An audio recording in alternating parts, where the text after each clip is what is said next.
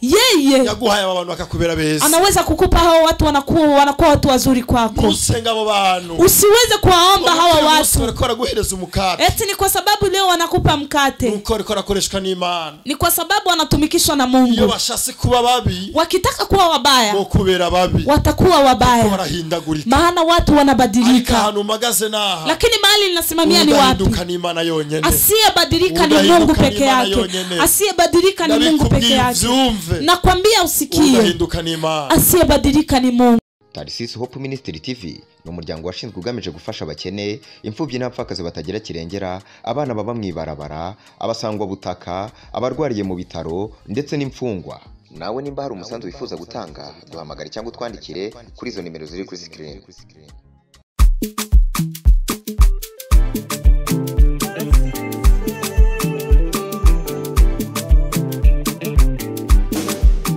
Bakunzi ba Tarisisi Hope Ministry TV, turaramukije aho muherereye hose, haba muri Amerika, muri Europe ndetse nani wacu muri Afrika.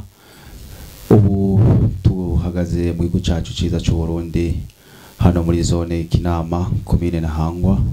Tukaba tuvyagiye hano muri Tarisisi Hope Ministry TV. Turaramukije twifuriza umunsi mwiza. Tukaba tufise abashitsi atarabashitsi nkuko twaba tubivuga yuko arabasangwa, ariko kuno munsi umusango wacu yagendanye n'umushitsi. Imbere yuko tubakaye kwidondora, reka twidondore turiwo. Kuri mikoro ya mbere mukaba muri kumwe na Bizimana Bienvenue beshi banze kwizanja Tony. Tukaba duhaye ikaze abashitsi bacu nabo widondore batubwiye baje bava kaze.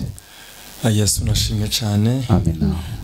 Murabizi ko cenga nari umushitsi ndumwana ngaha, kandi ndashimiye ino channel canke ino televiziyo ya Tarisisi Hope Ministry mu kwama batujya kara kugira ngo dushikirize ubutumwa bwiza bw'umwami. Mu mazina nitwa Cedric Murindangabo, nagendanye nuno mukobwa yoshobora kwidondora amazina yiwe. Kaze. Merci, Yesu ashimwe. Amen. Najo amazina nitwa Niyongere Gloria. Eko naherekeje musaza wanje. Murakoze cyane. Yego, nawe murakoze cyane kuba mwaherekeje musaza wanyu. Imana yahabwe icubahiro. Amen. Kandi ushishikare kumuba hafi mwerekeza.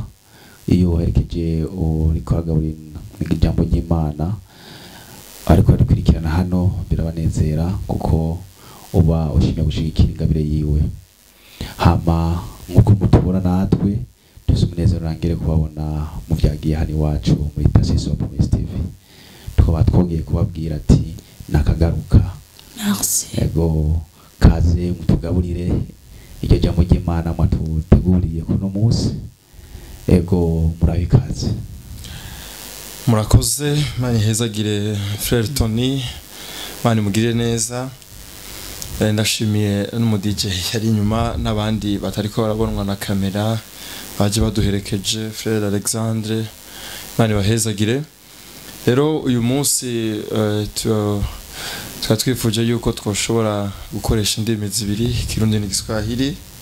Niyo mpamvu twahamagaye uno mwigeme canke uyu mukobwa kugira ngo adufashe mu kudusobanurira mu Giswahili.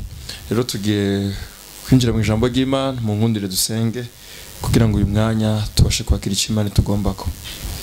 Mana turagushimiye kuri Imana igira neza kandi kuri umuvyeyi mwiza. Uradukunda, uratwitaho, wadufashije, uraturinda mwami kugeraho twageze muri no studio. Urabana natwe udushoboza ibihwanye n'ivyo bugombe bwawe. Wongera uturinde icitwa ikibi, uturinde ya ntumbero yawe mugwanizi. Ariko turaje kugira ngo dukoreshe ibihwanye n'ivyo ugomba, kugira ngo ubwoko bwawe nanje ubwanje tubashe kwakira ibihwanye n'ivyo ugomba, ukije tugomba ko nibwo buzima. Uradushoboza, wongera ubane natwe mu izina rya Yesu Kristo mwami wacu. Amen. Amen. Reka twinjire mu ijambo ry'Imana. Acha tuingie kwa neno la Mungu. Ndabaramukije ubugira kandi na wasalimu mara tena. Mwami Yesu abampezagiraho muherereye hose. Mungu awabariki mahali mlipopote. Nongera nshimira Tarisisi Hope Ministry. Pia nashukuru Tarisisi Hope Ministry kuri aka karyo keza baduhaye kugira ngo twigishe ijambo ry'Imana. Kwa huyo muda mzuri wametupatia ili tuweze kufundisha neno la Mungu. Uyu munsi ndafise ijambo ry'Imana ryiza. Leo niko na neno la Mungu lizuri. kuko ryahimbaye umutima wanje, maana limeweza kufurahisha moyo wangu. Navuze ijambo ry'Imana ryiza, nimesema neno la Mungu lizuri. Nimuze kwiyumvira ko hariho ribi ntari biribaho, msije mkafikiri kuwa pako libaya, hakuna libaya. Amajambo yose ava ku Mana bari meza gusa, maneno yote yatokayo kwa Mungu ni mazuri tu. Ariko iri jambo ryubakitse umutima wanje, lakini neno hili limeweza kujenga moyo wangu. Niyo mpamvu nashize ko nako kabijya yuko ari ryiza cyane. Ndio maana nimeweza kusema kuwa ni lizuri sana. Reka twinjire mu ijambo ry'Imana. Acha tuingie kwa neno la Mungu. Muri Timotheo wa kabiri, Timotheo wa pili, igice cyaho cya kabiri, sura ya pili, ku murongo wa 13, mstari wa 13. Turasoma mu izina rya Yesu. Tunasoma kwa jina la Yesu. Ijambo rivuga ngo, hili neno linasema ngo naho tutoba abizigigwa we ahora ari umwizigigwa kuko adashobora guhindagurika. Amen. Amen. Aya n'amajambo y'Imana. Hili ni neno la Mungu. Aho amajambo y'Imana, sorry munatwihanganira gato, aho Biblia yatubwiye neza, mahali Bible imetuambia vizuri. Aha muri Timotheo wa kabiri, hapa kitabu cha Timotheo wa pili, igice cyaho cya kabiri ku murongo wa 13, mstari wa pili, sura ya pili mstari wa 13. Biblia ivuga ngo naho twe tutoba bizigigwa. Bible inasema hata kama sisi hatuwezi tukawa waaminifu, ngo ariko we ahora ari umwizigigwa. Eti lakini yeye atabaki kuwa mwaminifu, kuko ntashobora guhindagurika, maana hawezi akabadilika. Iri jambo umunsi wose ryaheze ndagiyumvirako. Hili neno siku yote imepita nikifikiria. Uyu mwandisi, huyu mwandikaji, nariko niyumvira ikirere yari arimwe mu buryo yasohoye aya majambo. Nimekuwa nikifikiria amekuwa kwa kipindi gani ili aweze kutoa maneno haya. Aya majambo yareka yatumbereza ku Mana. Haya maneno amekuwa kiyaelekeza kwa Mungu. Yareka arigisha ubwoko bw'Imana. Amekuwa akifundisha taifa la Mungu. Abatahuza Imana yariyo. Anawaelewesha Mungu ni nani. Agerageza kugaragaza, anajaribu kuonesha Imana, itandukaniro ry'Imana n'umwana w'umuntu. Utofauti wa Mungu na mwanadamu. Kuko umwana w'umuntu, maana mwanadamu ni Imana na Mungu ni ibintu bibiri bidasa, ni mambo mawili hayafanani, kandi na haruno hamwe byopfa bihuriyana, tena hakuna hata pamoja vitakutania. Uyu mwanditsi, huyu mwandikaji, kuandikira ijambo, kwa kuandika neno hili, kumbure yari kararemesha, inawezekana amekuwa kifariji abo bantu, hawa watu, yongera tahuza ubukuru bw'Imana kuri ubu. Pia anaweza kuwaelewesha ukuu wa Mungu. Yari Paulo yari karandikira Timotheo. Amekuwa Paulo amekuwa kimwandikia Timotheo. Yandikira ijambo, akaandika neno hili, ngo naho twebwe, eti hata kama sisi, yari karishira mu ruhande rwiwe, amekuwa kijitia nafasi yake, naho twebwe, hata kama sisi, bisigura n'abantu, yari karavuga, inamaanisha wanadamu, naho twe tutoba bizigigwa, hata kama sisi hatuwezi tukawa waaminifu. Mumvishe ikintu Paulo yari karabwira Timotheo. Sikiliza hiki kitu Paulo amekuwa kimwambia Timotheo. Naho tutoba abizigigwa, akamwambia hata kama sisi hatuwezi tukawa waaminifu. Majambo nk'abana b'abantu, kwa yangine maneno kama wanadamu, naho tutoba bizigigwa, hata kama sisi hatuwezi tukawa waaminifu. Ariko we, lakini yeye, arikimana, lakini Mungu, ariko umucunguzi, Mungu yamara umwizigigwa, yeye atabaki kuwa mwaminifu. Arikimana, lakini Mungu yamara umwizigigwa, anabaki kuwa mwaminifu. Bana b'Imana naha kwicigwa gikomeye. Wana wa Mungu, nimepatoa funzo kubwa sana muri iki gihe turimwo, kwa nyakati hizi tulioko. Benshi twama twifuza ko twogira abantu tugenderako, wengi tunahitaji kuwa na watu ambao tutawatembelea. Abo bantu, hawa watu, twarabahaye icizere cacu cyose, tumeweza kuamini sana mu buryo tukibagira yuko ari abana b'abantu. Tunaweza hata kusahau kuwa wao ni wanadamu, mu buryo twibagira yuko boshobora guhinduka, hadi tunasahau kuwa wanaweza wakabadilika. Paulo yibusa Timotheo, Paulo akamkumbusha Timotheo, twebwe ikiremwa muntu, akamwambia sisi wanadamu, twebwe naho tutoba turabizigigwa, sisi hata kama tusiwe waaminifu, ariko Imana twizigiye, lakini Mungu tulio mwaminifu, yoyo niyo kwizegwa, yeye ni mwaminifu, kandi azokamara umwizigigwa, tena atabaki kuwa mwaminifu, nashoboye guhindagurika, maana hawezi kubadilika. Imana ntabwo yohinduka, huyu Mungu habadiliki. Biblia tubwira uko Imana yarare ejo. Bible inatuambia jinsi alivyokuwa jana. N'uyu munsi ni kwa kiri. Na leo ndivyo alivyo. Uhinduka n'umwana w'umuntu. Anayebadilika ni mwanadamu. Kuko umwana w'umuntu yo umwizigirwa mu gatondo. Maana mwanadamu anaweza kawa mwaminifu asubuhi. Ariko bagatakaza ubwizigirwa bwiwe. Lakini jioni anaweza kupoteza uaminifu. Umwana w'umuntu yo gukunda mu gatondo. Mwanadamu anaweza kukupenda asubuhi. Bagasemerera yuko wobambwa. Jioni anaweza kupiga kelele waweze kukutundika. Huyo ni umwana w'umuntu. Maana huyu ni mwanadamu. Ariko Imana yo nishobora guhinduka. Lakini Mungu yeye habadiliki. Umwana w'umuntu mwugendana. Mwanadamu unaweza kutembea naye. Utazi ko ari wakuryarya. Bila kujua kuwa yeye ni mnafiki kwako. Utazi ko yifuza ko ugwa mu kinogo. Bila kujua kuwa ni yeye anapenda wewe uanguke shimoni. Muhuye nasiba kubwira mwaramutse. Mkikutana hawezi shita na kukwambia na kukupa salamu. Change mwiriwe. Au kukwambia umeshindaje. Akiyerekana yuko muvyumva kumwe. Anaweza kuonesha kwamba mko pamoja. Ivyo akora byose ukumva ko ari we nshuti yawe. Na yale anafanya yote unasikia kuwa ni ndugu yako. Beruka mutazirizira yuko ari mfamfe. Unaweza kumuita hata jina eti ni kufa na kuzikana. Ariko uwo n'umwana w'umuntu. Lakini huyu ni mwanadamu. Yoshobora guhinduka. Anaweza akabadilika. Utangazwe n'impinduka ry'umwana w'umuntu. Usiweze kushangazwa na kubadilika kwa mwanadamu. Kuko n'umwana w'umuntu. Maana ni mwanadamu. Yoshobora kuba mwiza gacika mubi kandi. Anaweza akawa mzuri na anakuwa mbaya tena. Kuko n'umwana w'umuntu. Maana yeye ni mwanadamu. Udahinduka ni Imana yonyine. Asiyebadilika ni Mungu peke yake. Udahinduka ni Imana yonyine. Asiyebadilika ni Mungu peke yake. Bana b'Imana ndabazaniye ijambo. Wana wa Mungu na waletea neno. Vyizigiro vyacu. Matumaini yetu. Tuyakure ku bana b'abantu. Tuyatowe kwa wanadamu. Tuyashire ku Mana. Tuweze kuweka kwa Mungu. Kuko umwana w'umuntu arashoboye guhinduka. Maana mwanadamu anaweza kabadilika. Ariko Imana nishoboye guhinduka. Lakini Mungu yeye habadiliki. Umwana w'umuntu yoshobora kumenagura isezerano. Mwanadamu anaweza akavunja ahadi. Imana niyo yoshobora kumenagura isezerano. Lakini Mungu hawezi akavunja ahadi amekuahidia. Umwana w'umuntu umwana w'umuntu yoshobora kwibesha akabireka. Mwanadamu anaweza kujidanganya katoka. Ariko Imana yo niyo yoshobora kwibaga igice yakuvuzeko. Lakini Mungu yeye hawezi akasahau kile amekisema kwa maisha yako. Tworondera cyose. Sasa chote tunachokitafuta. Reka tugishire ku Mana. Acha tukiweke kwa Mungu. Tugikure ku bana b'abantu. Tutowe kwa wanadamu. Hari abana b'abantu muri iki gihe turimo. Pana wanadamu kwa hizi nyakati tulioko. Bariko barakora cyane mu mashengero. Wako wakitumika sana kwa makanisa. Kugira ngo banezereze abarongozi b'ishengero. Ili waweze kuwafurahisha viongozi wa kanisa. Batariko barondera mu nyonga z'Imana. Hawako wakitafuta nafasi ya Mungu. Bariko bariyica cyane bakora. Wako wanajiua sana wakitumika. Kugira ngo bashimwe n'abana b'abantu. Ili waweze kusifiwa na binadamu na binadamu.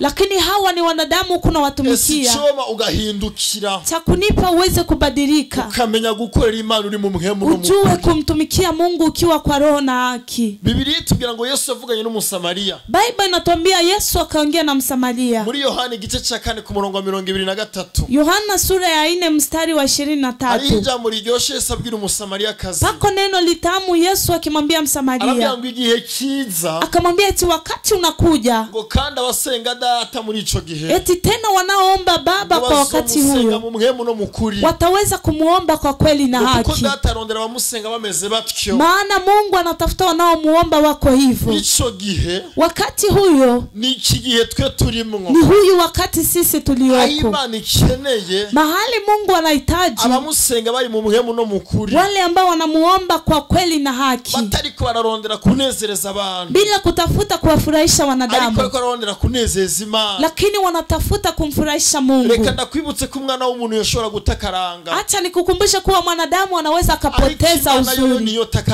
Lakini Mungu yeye hapotezi uzuri. Reka ndakwigishe wewe wafashe ivyizigiro vyawe vyose. Acha nikufundishe wewe umekamata matumaini yako yote. Uyashira ko ku mwana w'umuntu. Ukaweza kuyaweka kwa mwanadamu. Jua kwamba yeye ni mwanadamu. Paulo yavyandikiye Timotheo. Paulo amemwandikia Timotheo tumesoma. Naho bobo twe tutobabizigirwa. Hata kama tushobora guhemuka. Pana wakati tunaweza tukawa saliti. Tushobora gutakaranga. Tunaweza tukapoteza uaminifu. Tushobora ico utifuje ko twoba. Tunaweza tukawa kile wewe haukutamania au kujua kuwa tutakuwa. Maana sisi ni wanadamu. Ariko Imana yacu. Lakini Mungu wetu. Yoyo nihinduka. Yeye habadiliki. Bana b'Imana twizigira Imana. Wana wa Mungu tuweze kumwaminia Mungu. Imana nihinduka. Mungu habadiliki. Ubigerageza uri kuracamo. Kwa matatizo ambayo unayapitia. Wige kwizigira Imana. Ujifunze kumwamini Mungu.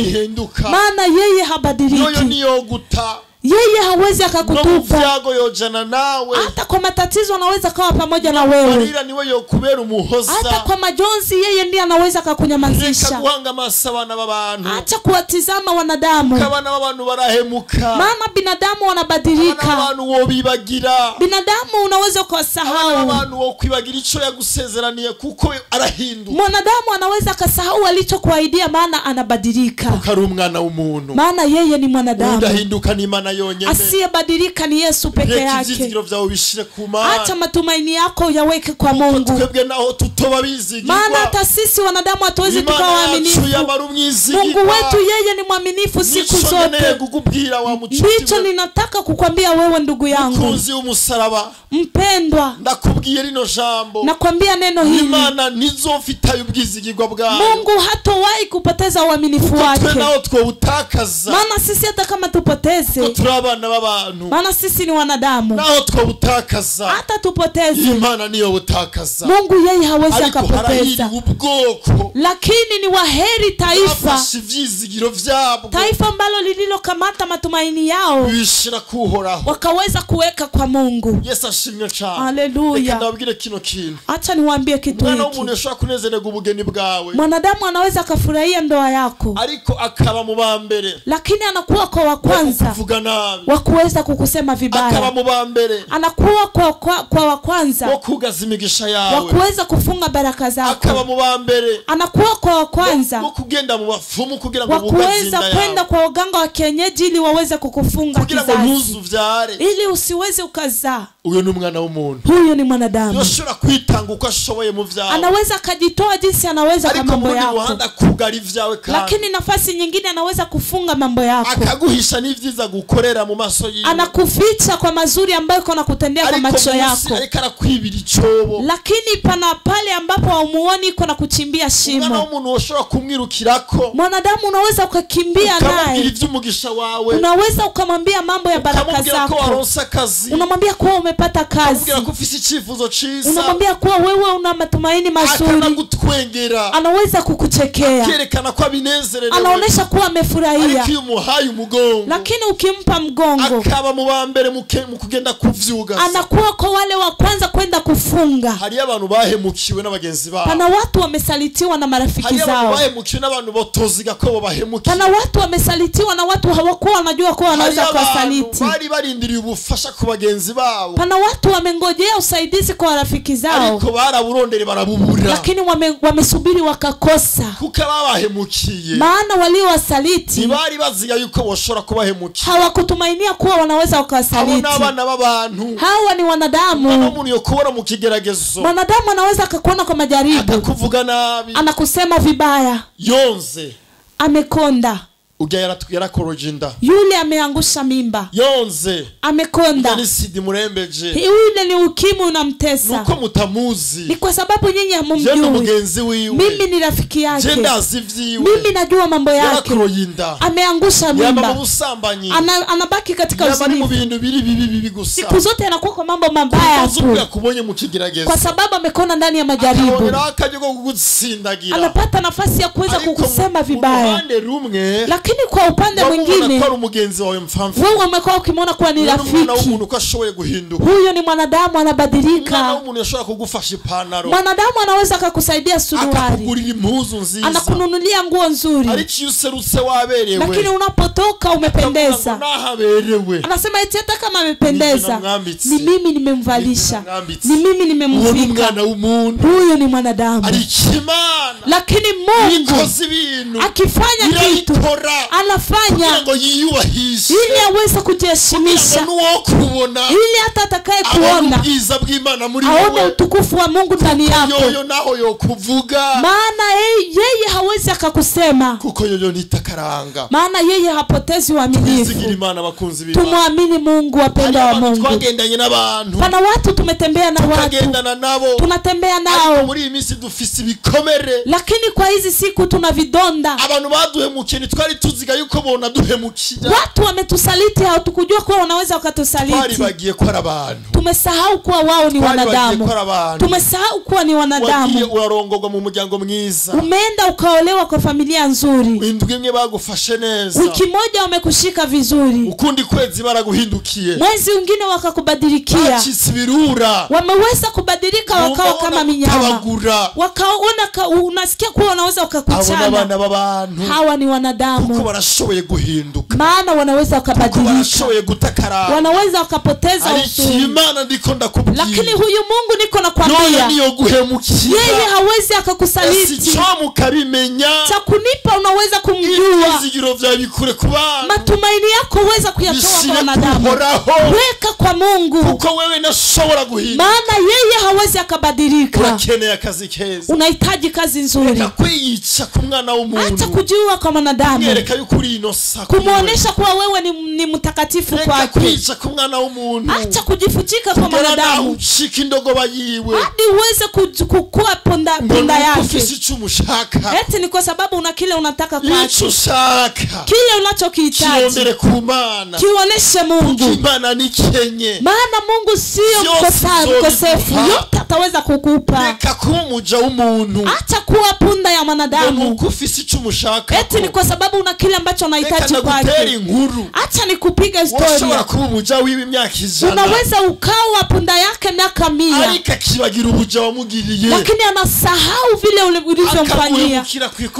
Anaweza kusaliti kwa kosa limoja tu. Twabonye abantu batayabizigirwa bagenzi babo. Tumeona watu wamepoteza waaminifu wao. Uko bakosheje rimwe gusa. Kwa sababu wameweza kuwafanyia makosa ni moja tu. Gukora ivyizi ijana. Unaweza ukafanya mazuri 100. Ariko kibi kimwe gusa. Lakini kibaya kimoja tu. Kihanagura ivyiza wakoreye uwo muntu. Kinafuta mazuri yote umemfanyia. Ariko yibagira n'umwana w'umuntu. Lakini huyu anayesahau ni mwanadamu. N'umwana w'umuntu. Ni mwanadamu. Ikiremwa muntu kiragoye. Mwanadamu iko nguvu. Ikiremwa muntu kiragoye. Huyu ichi kiumbe mwanadamu kiko nguvu. Reka nakubwire kino kintu. Acha nikwambie kitu hiki. Au umuntu yotwarinda. Hapa mahali mwanadamu anaweza kabeba ujauzito. Agatwarinda. Anaweza kuweka ujauzito. Akavyara umwana. Anamzaa mtoto. N'ubuhizi bwose akamubyara. Na ujasiri wote anaweza kumzaa. Ariko akamuta muri kubere. Lakini anaweza kumtupa ndani ya choo. Akamuta muri toilette. Anaweza kumtupa chooni. Tubabona abo bantu. Tunawaona hawa watu. Reka ndabatera inkuru imwe. Acha niwapige historia moja. Nahuye n'umumama. Wakati mmoja nimekutana na mama. Uyo mumama ni sinkuru mbarirano nivyo je nibone n'amaso yangu. Huyu mama sio mambo nimeambiwa, ni mimi nimeona na macho yangu. Je sinari bwabo n'uruzogi rw'umwana muto. Mimi nimekuwa sijaona mbebeo ya mtoto mdogo. Ufatanye n'umwana na nyina wiwe. Imeshikana na mama yake. Sinari bwabo n'ibya bintu bitama nimba ari matrice nimba ari biki bijya bintu. Bado nimekuwa sijaona hivi vitu wanaviita matrice kama nini. Ariko umunsi umwe narabibonye. Lakini siku moja nimeweza kuona. Nimekuwa nikitembea ndani ya njia. N'umumama ariko arakorozinda. Nikakutana na mama iko natoa ujauzito. Yatwaye yakorozinda umwana ubona ko umwana yabaye umwana. Ameangusha ujauzito wa mtoto, unaona kuwa ni mtoto ameshakuwa mtoto. Amaze kuremeka umwana n'umubiri wiwe. Mtoto ameshakwisha kuumbika na mwili wake wote. Biramukomerana. Sasa vikaweza kumkuia vigumu. Yararese umwana. Amekuwa amemnyangua mtoto. Agifise na gwaruzo gatararuca. Bado ana ile mbebeo hajaweza kukata. Amaraso ariko araseseka. Damu ziko zikimwangika. Yari mu nteguro zo kugira ngo agerageze guta uwo mwana. Amekuwa kwa kujiandaa ili aweze kutupa yule mtoto. Imana nzizira tuyobore dushisha muri ako kayira. Huyu Mungu mwema akaniongoza akanipitisha kwa njia hiyo. Nimekuwa na marafiki zangu wawili. Tubibonye turakoma induru. Tulipoviona tukapiga fujo. Turakoma induru. Tukapiga fujo. Pakakuja watu. Baramufatanya mu mama. Wakamshika yule mama. Bakora ya migenzo. Wakafanya vile vitu. Baramwira kubera iki waje ngaha. Wakamwambia kwa nini umekuja hapa? Kandi wumva ko wari wafashwe n'ibise. Tena unasikia kuwa umekuwa kwa machungu. Aruna mukaravuga ijambo ryambabaje. Akainama akasema maneno yameniumiza. Nifisi ntumbero yo gutuya umwana ngaha muri aka kayira. Eti nimekuwa na mpango wa kuweza kumtupa huyu mtoto hapa kwa hii njia. Iryo shano riri mu bwoko bw'Imana. Sikiliza, hii sumu iko kwa wana wa Mungu. Ariko reka ndakwibuse uwo n'umuntu. Lakini acha nikukumbushe huyu ni mwanadamu. Na urafise beshuzi. Bana na wewe una wale wengi ambao unawajua. Wamuhindukiriye. Wameweza kukubadilikia. Babaye babi. Wamekuwa wabaya. Kandi barigeze kuba beza. Tena wamewahi kuwa wazuri kwako. Wakosheje rimwe gusa. kwa sababu umeweza kufaa kosa moja, wamepoteza uzuri wao.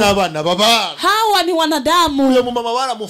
Huyu mama wamemshika, wakamfanyia mambo yote ya wamama, wakamuosha, wakambeba hospitalini. Huyu mtoto hadi leo angaliki. Sikiliza, hii sumu ametaka kuifanya, ametaka kuangusha mimba. Kwanza amekuwa hata mtoto wa kuenea. Watoto wa Mungu, wana wa Mungu wanabadilika. Ndio maana Paulo akamwandikia Timotheo, akamwambia sisi wanadamu, hata kama tusikui waaminifu, lakini Mungu yeye ni mwaminifu, maana hawezi akabadilika. Mwimbaji alipokuwa ndani ya maono kaimba, eti wanaoamini wanadamu hao wanabadilika. Hata wale ambao tumewatizama wameweza kutuaibisha, wametuaibisha, lakini Yesu habadiliki, maana sio kama wanadamu. Acha tusome mstari kwa kitabu cha Zaburi. Sikiliza, waheri ni wanani hapa katika kitabu cha Zaburi 125 mstari wa kwanza na wa pili. Sikiliza haya maneno jinsi ni mazuri. Iravuga ngo abizigiye Uhoraho bameze nk'umusozi Siyoni udashobora kunyeganyezwa, ariko wama ushimagiye ibihe vyose bidashira. Amen. Amen. Yes, ashimwe cyane. Amen. Umviriza umwandisi wa Zaburi. Sikiliza mwandikaji wa Zaburi. Ariwe Daudi yari karandika. Ndiye David amekuwa akiandika. Aravuga ngo abizigiye Uhoraho, akasema wamtumainio Bwana. Muyandi majambo, kwa yangine maneno, hawa watu n'abantu bizigiye Uhoraho, ni watu wanamtumainia Mungu. Atari abantu bizigiye abana b'abantu, sio watu wanawatumaini wanadamu. N'abantu bizigiye Imana, ni watu wanamtumainia Mungu. Bo bizigiye Uhoraho, eti wanaomtumainia Mungu bagereranijwe, wanalinganishwa canke bameze ni kama umusozi Siyoni, ni kama mlima Sayuni utashobora kunyeganyezwa, usiotikisika, utashobora kunyeganyezwa, usiotikisika. Mukundwa, ndugu yangu, na kusi bamuri abo bantu, kuwa kwa hawa watu bizigiye Uhoraho, kuwa miongoni mwa hawa watu wanaomtumainia Mungu, wanafananishwa na mlima usiotikisika. Batashobora kunyeganyezwa n'icari cyo cyo, hawawezi wakatikisishwa na kitu chochote. Reka kwizigira abantu, acha kuwatumainia wanadamu, ili wameweza, kwa sababu wameweza kuharibu kumilia ndani ya makanisa, kutokana na uaminifu wao bagitaye ku bana b'abantu, wameweza kuweka kwa wanadamu. Reka guta icizere cyawe ku mwana w'umuntu, acha kuweka tumaini lako kwa mwanadamu. Mwana w'umuntu arahinduka, maana mwanadamu anabadilika, mwana w'umuntu aratakaranga, mwanadamu anapoteza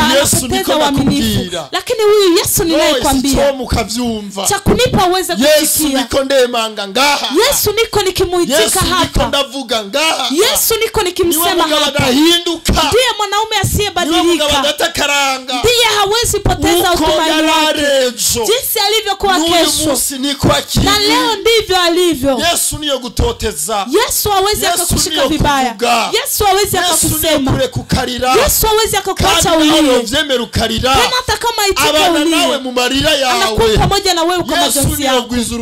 Yesu hawezi akakusema eti kwa akikusema vibaya, Yesu hawezi akakusema sema, Yesu hawezi akakuacha hata uwe kwa majaribu ya kutisha.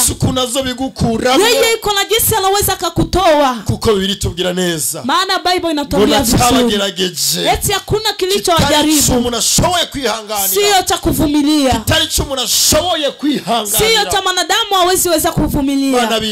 Wana wa Mungu, ibihe byose turiko turacamwo, nyakati zote tunazipitia, dukure ku Mana, sisiweze kututoa ndani ya Mungu. Hari ubwoko bw'abana b'abantu baduhemukiye, eti ni kwa sababu kuna wanadamu wametusaliti. Tugumane n'Imana, tubaki na Mungu, kuko yo nihinduka, maana yeye habadiliki, yeye habadiliki, yeye habadiliki. Umunsi bariko barakuvuga, leo wako wanakusema ibiharage nibiva mu nkono, esi maharage hayatoki ndani ya chungu yako, ni nyakati. Kana bona abana b'abantu, tena hawa ni wanadamu, wajejwe kuvuga, wao wanaishi juu ya kusema. Wao wajejwe kwararaza. Wao wanaishi juu ya kusema sema tu. Ni wanadamu. Sicho mukamenya ko ari umwana w'umuntu. Takunipa unajua kuwa ni mwanadamu huyo. Kwibutse kino kintu. Tena acha nikukumbusha kitu hiki. Umwana w'umuntu yagufashije. Kama mwanadamu akikusaidia. Ukabona guha ikintu. Unaona amekupa kitu. Egome wo mushimira. Ni kweli unaweza kumshukuru. Ariko cyane cyane. Lakini sana. Shimira Imana yamukoresheje. Weza kumshukuru Mungu ameweza kumtumikisha. Kitu chote utakipata. Umwana w'umuntu akiguha. Unaona ni mwanadamu amekupa. Usibuke ko yakoreshejwe n'Imana. Ukumbuke kuwa ametumikishwa na Mungu. Numusenge. Usiweze kumuomba. Yaguhaye akazi. Eti ni kwa sababu amekupa kazi. Imana yaciye kuri we. Mungu amepita kwake. Ili akupe kazi. Na ubundi hamwe yohinduka. Kama anaweza kabadilika. Akakwereka wariwe. Anakuonesha yeye ni nani. Naho yo guha amazi ni wo yanywa. Hata akupe maji huwezi ukayakunywa. Maana yeye ni mwanadamu. Acha nikufariji wewe uko katika matatizo. Umeumizwa sana. Warakomeretse bihagije. Umeumizwa sana. Waravuzwe nabi. Umesemwa vibaya. Abantu bibagira ko kugeragezwa bibaho. Pana watu wanasahau kuwa kujaribiwa vinakuwa. Bakiona yuko arabera. Wanajiona kuwa wao ni watakatifu. Bakubonye mu bigeragezo. Wamekuona kwa majaribu. Bakibagira ko umwana w'umuntu yogeragezwa. Wakasahau kuwa mwanadamu anaweza kujaribiwa. Wamekamata ya kwanza. Kwenda kukusema sema. Kwenda kusema udhaifu wako. Eti tumeona ameperesha mimba. Tumemuona ameweza tumeona ameenda kwa tabia hizi. Tumemuona hivi ni huyu. Wanasema eti tumeona. Hawa ni wanadamu. Reka ndakubwire kino kintu. Acha nikwambie kitu hiki. Tubwira ngo bana b'abantu. Bible inatuambia wanadamu. Kuraba akagiga kari mu jisho rya bagenzi babo. Wao wanatizama tu kitu ambacho kiko katika jisho la wenzao. Bitegereze urugiga. Lakini hawatizami kile kikubwa kiri mu jisho ryao. Kiko ndani ya macho yao. Wajejwe guca imanza. Wao wameumbiwa kuhukumu. Ariko bakibagira ko umucamanza ari Yesu. Lakini wanasahau kuwa mhukumu wa kwanza ni Mungu peke yake. Uri mu vyago. Wewe uko katika matatizo. Sijui unapitia nyakati zipi. Ushobora kuba warahemukiwe. Unaweza kuwa umesalitiwa. Lakini nakufariji. Wale ambao wamekusaliti ni wanadamu. Sio Mungu amekusaliti. Usiweze kutoka kwa Mungu. Usimtupi Mungu. Usimsaliti Mungu. Usiendi na nyakati za majonzi uko ukipitia. Baki na Mungu. Maana yeye atakupanguza majonzi. Atakutoa eko hilo. Uko ukisema vibaya. Uko unasemwa vibaya. Unasema kwa mambo ambayo wewe haukufanya hata. Wanaweza kukusuta uongo. Lakini hawa ni wanadamu. Hawa ni wanadamu. Leo wanakuchekea. Kesho wanakuchimbia shimo. Hawa ni wanadamu. Takunipa unajua. Kuwa wanaweza wakabadilika. Mwiza ushima Imana. Akiwa mwema shukuru Mungu. Sinabihakanya ari abantu bakoreshwa n'Imana bakakubera beza. Sikatai Imana kuna watu wanatumikishwa na Mungu wanakuwa watu wazuri kwako. Si bose babi. Maana sio wote wabaya. Ariko babaye beza. Lakini wakiwa wazuri. Ubasenge. Usiwaombi. Nubagira ibigirwamana vyawe. Usiwafanye miungu yako. Nubagira ibigirwamana. Usiweze kuwafanya miungu. Ushima Imana. Lakini mshukuru Mungu. Yeye yaguhaye abantu bakakubera beza. Anaweza kukupa hao watu wanakuwa watu wazuri kwako. Usenga abo bantu. Usiweze kuwaomba hawa watu. Eti ni kwa sababu leo wanakupa mkate. Ni kwa sababu wanatumikishwa na Mungu. Wakitaka kuwa wabaya, watakuwa wabaya. Maana watu wanabadilika. Lakini mahali ninasimamia ni wapi? Asiyebadilika ni Mungu peke yake. Asiyebadilika ni Mungu peke yake. Nakwambia usikie. Asiyebadilika ni Mungu. Yamekuwa ya maneno ya Mungu wa ndugu zangu. Ni muheri yule ambaye amesikia kile Mungu anahitaji kwetu. Mungu anakufundisha. Tena Mungu ananifundisha. Mbarikiwe na neno hili. Matumaini yetu tuyaweke kwa Mungu. Tusiweke kwa wanadamu. Tusiweke wanadamu mbele yetu. Tuweze kuwafanya miungu. Eti ni kwa sababu ni wazuri leo. Tuweze kuwafanya miungu. Eti ni kwa sababu wametusaidia leo.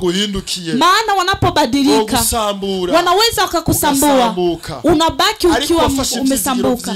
Lakini aliyekamata matumaini yake akayaweka kwa Mungu, hata wanaweza kumsaliti, anaweza kabaki na imani. Anasema Mungu kuwa nina wewe nafarijika. Yaraye majambo y'Imana. Yamekuwa haya maneno ya Mungu. Sinogenda nababwiye kino kintu. Siwezi enda bila kuambia kitu hiki. Mushishikare gushigikira ino channel. Mbaki mkisupport hii channel. Changi ino television. Au hii television. Ya Tarsisi Hope Ministry. Ya Tarsisi Hope Ministry. Mukurikirana ibiganiro vyayo. Mbaki mkifuatilia mkifuatilia vipindi vyao uko yamicisha mu ibiganiro vyiza, maana unapitisha vipindi vizuri, ibiganiro vyo kubaka, vipindi vyenye kujenga, na mubona ubufasha mabafasha hirya nino. Mara nyingi mnaona usaidizi, wanaenda wakisaidia huku na kule, kumfuvyi n'abafakazi, wanaenda kwa wajane na mayatima, wanaenda kunaho nikora, wanaenda kwa wale ambao sio jiweza. Mushishikare kubafasha. Sasa tuzidi kuwasaidia, guteza imbere ino channel, kwa kuweza kufanya waweze kusonga mbele, na kuweza kusambaza kote waweze kuona. Nibibagira no gucisha ku butumwa bwiza, maana hawasahau na kupitisha kwa habari njema. Baduhereza kajyo ko kwigisha, naona kuwa wanatupatia nafasi ya kuweza kufundisha. Mungu awabariki, tena awabariki viongozi wa hii channel mahali walipopote. Mungu awabariki. Murakoze namwe mwumvise buno butumwa. Asante sana na nyinyi mmesikia injili hii. Mungu awabariki. Numva ngoberewe kubasengera, nasikia nimesukuma kuwaombea ili Mungu azidi kuwaombea mioyo wo kugira gute kumwizigira, mioyo yenye kumwamini. Nashimiye no wamfashije mu Giswahili, pia namshukuru na aliyenisaidia. Mani muhezagire. Mungu ambariki, agahora bikora utyo, abaki akiyafanya hivyo. Mungu atamtendea vema. Dusenge dushime Imana, acha tuombe tukishukuru Mungu. Bana turagushimye kugira ijambo, turagushize hejuru nyaguhora ku ngoma. Uri Imana nziza, ufise impamvu ware kuri no jambo rigasohoka.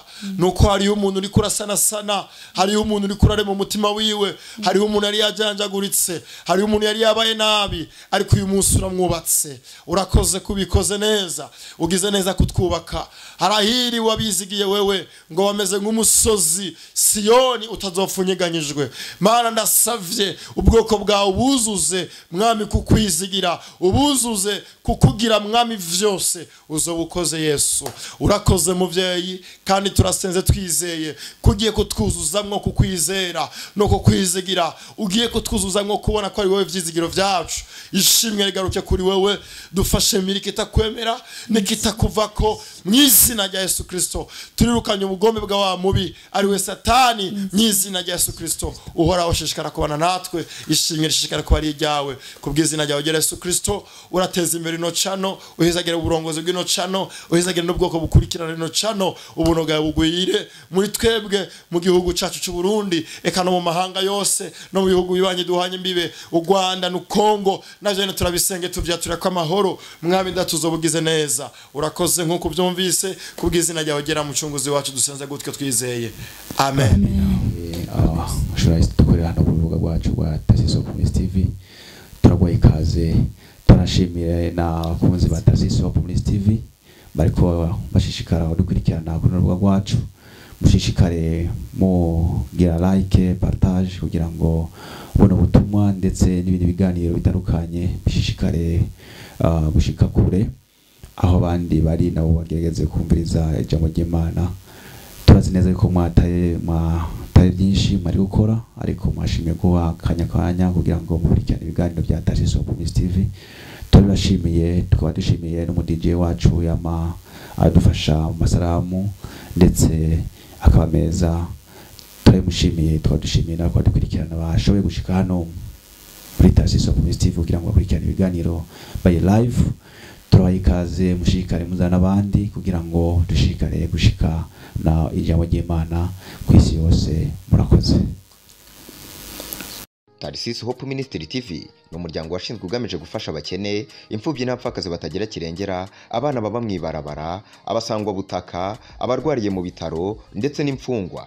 Nawe nimba hari umusanzu wifuza gutanga, duhamagare cyangwa twandikire kuri izo nimero ziri kuri screen.